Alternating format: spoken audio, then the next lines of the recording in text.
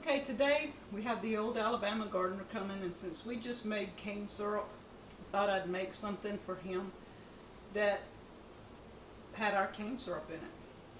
And I went back to the Foxfire Book of Appalachian Cookery. This cookbook was done in series with the Foxfire books. I remember as a kid eating molasses cookies. So instead of molasses, we're using cane syrup. Same thing. It's a lighter version of molasses. It's the first cooking of molasses. And today we're going to be using half a cup of butter, half a cup of sugar, 1 egg, a 1/4 cup of our cane syrup, 2 cups of flour, a 1/4 teaspoon of salt, a 1/4 teaspoon of baking soda, and because this is gluten-free baking flour, I added a teaspoon of baking powder to it because this recipe usually is with self-rising flour, and I'm not using that. I'm using the gluten-free baking flour, so I had to add my baking powder to it. Also in this recipe calls for half a teaspoon of cinnamon, half a teaspoon of ginger, a 1/4 teaspoon of allspice, a 1/4 teaspoon of cloves. Now, because of some of Danny's health issues, I'm not adding the spices. We're simply making a plain cookie today.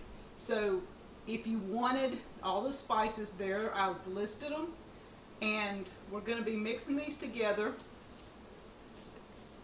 We're going to cream the butter and sugar together. Then we're going to add the eggs and the molasses and mix that together. I've already got all my dry ingredients mixed together, and then I'm going to add them to it, and we're going to make little cookies, and we're going to cook them at 375 for 8 minutes or until done. We have our butter and sugar here.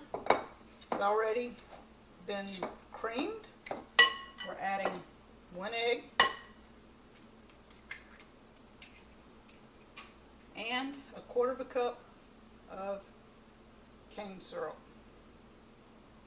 We're going to mix this together and then add our flour.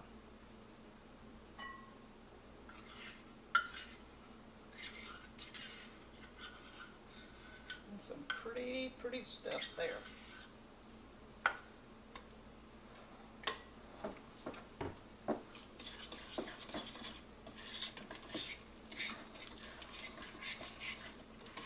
And this is going to be thick because you're making cookies.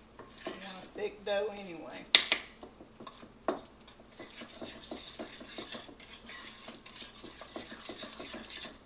And it smells so good.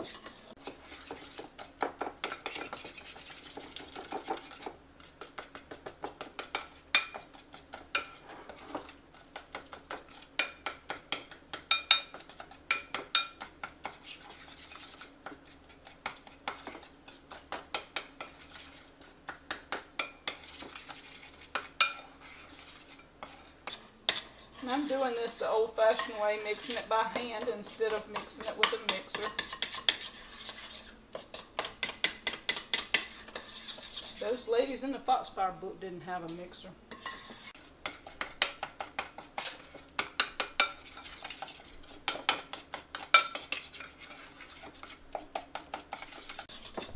Okay, see that? That's what it looks like. Now we're adding a little flour. I've done mixed, because it's gluten-free baking flour, I've added the baking powder.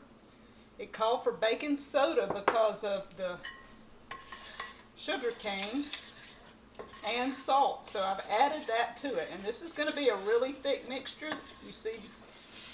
And this is one reason I'm using a spoon. It's really hard to mix this with a mixer and it not get too tough on the mixer.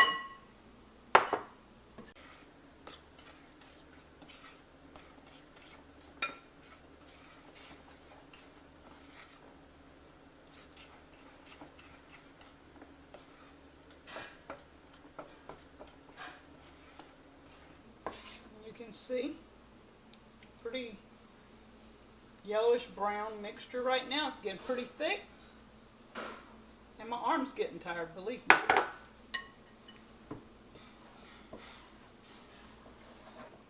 Add the rest of this, and we will make cookies.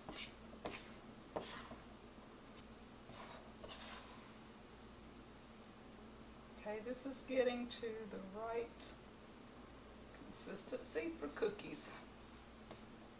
Making a cookie dough.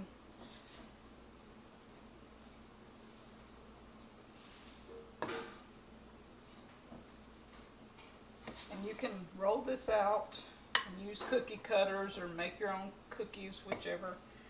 We're probably just going to kind of make a little round cookie. I'm not going to the extent of trying to use cookie cutters today.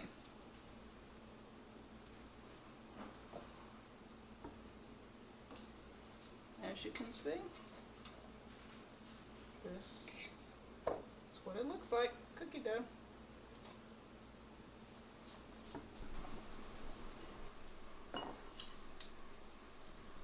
We're going to use about a tablespoon of dough. Make a little ball, kind of pat it out a little bit. These are supposed to be kind of thick, so we're going to fill these pans like this. We've got the oven preheating.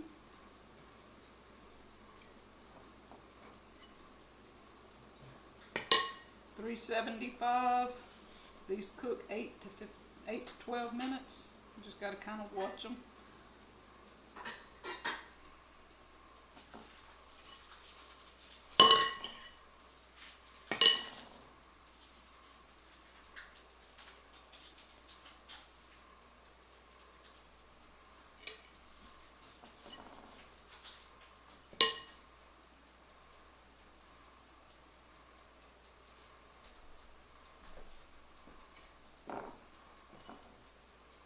Okay, the first pan is fixing to go in the oven.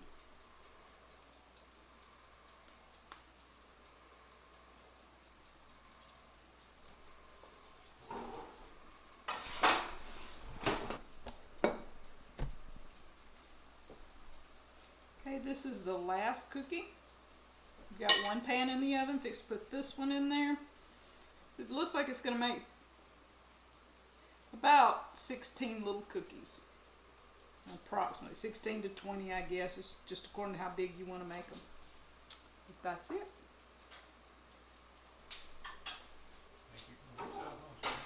These are cane syrup cookies from our cane syrup that we made just the other day.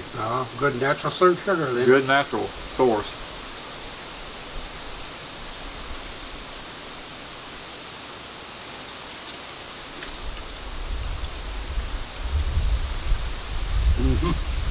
That's good. They've got the cane syrup taste to them for sure.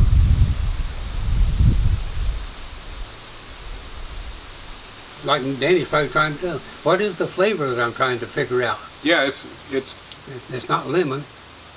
no, Yeah. it's almost lemon, but not quite. it is almost a lemony taste. Yeah, but not quite. The baking soda could have caused it. That's what I'm sitting here thinking. This is more like a baking soda taste to me. Maybe that's it. In molasses cookies, you have to add the baking soda. But it's good.